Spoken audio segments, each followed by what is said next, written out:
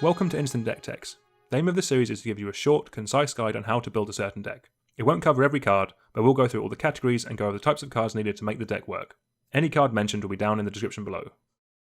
The commander of this deck is Vega the Watcher. Vega is 1 white-blue for a 2/2 legendary creature, bird spirit with flying. It has, whenever you cast a spell from anywhere other than your hand, draw a card. I personally love a commander with the words draw a card on it. The aim of this deck is to use spells with things like foretell, cascade, flashback, jumpstart, suspend and others to get us a load of card advantage whenever we cast a spell. There will also be a spellslinger subtheme with this deck. The first section of the deck is ways of enabling us to cast spells from outside of our hand. While a lot of the spells we're running will have these kinds of abilities already, these enablers do let us do other things in the deck as well. First up, we have the future sight effects. These let us play cards from the top of our library, which will trigger the card draw on Vega, but also let us burn through our deck really quickly. Next up is effects that gives our spells rebound. These will double up our spells, and then draw us cards as well when the rebounded spell gets cast. And then with something like Mind's Dilation, we get to draw cards when we cast spells from our opponent's decks as well. Next up is cards that care about instants or sorceries. Firstly, we'll have cards that make them cheaper. I'm not including these in ramp, as these cards also have additional effects that the deck is after, and we'll still need a full ramp package as well just to run these.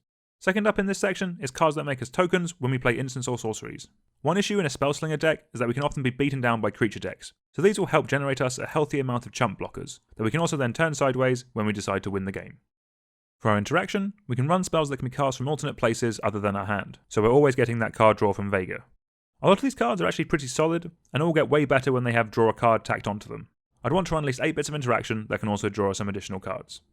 White and blue also has some very efficient bits of interaction, so I'd consider running these on top of the other bits. They'll still interact nicely with the spells matters cards that we're running, but we don't want to run too many of them as the card draw synergy is really important to the deck. Speaking of card draw, we want to run some additional cards to help us dig through our deck. Some of our win conditions care about the amount of cards we draw, so this is very much a more is more type situation. All these cards draw us additional cards with Vega, so the rate on them is really good. There are some other good bits of card draw we can run that aren't on instants or sorceries. Again, like the interaction, these should be run in addition to other bits and not instead of.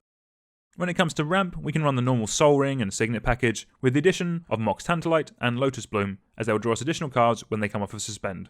As normal in a deck like this, we want at least 8 bits of dedicated ramp.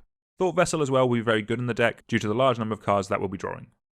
For our win conditions, we can run some cards that benefit us or punish our opponents when we draw cards. My favourite of these is Psychosis Crawler, which if left unanswered, can win the game by itself. There's also things like Chasm Sculler, Sharbraz, Body of Knowledge, and Nadir Kraken, which can give us a load of value and reward us from all the cards that we're drawing. Another cool reward for drawing us cards is Ominous Seas, which will reward our card draw with Kraken after Kraken, so we can swing through for a win. If you like a good combo, you can use the Isochron Scepter and Dramatic Reversal combo to infinitely cast Dramatic Reversal from exile, and then with Vega out, draw through our whole deck.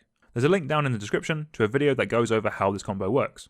And if you're playing that combo or not, you can also consider running Labman style effects that let us win the game by having an empty library.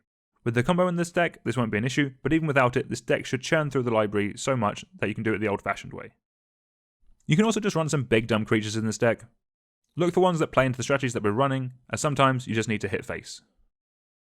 As we're a 2-colour deck, we can run a decent amount of utility lands. You can easily run 4 colourless lands that have good effects, with Reliquary Tower being a standout. I also like the cycling lands to smooth out our draws and trigger some of our effects. The next couple of deck techs on the channel will be focusing on the new commanders from Kaldheim, but after that we'll go back to viewers' requests. So if there's anything you want to see, please let us know down in the comments below, and subscribe so you see those videos when they come out. Thank you very much for watching.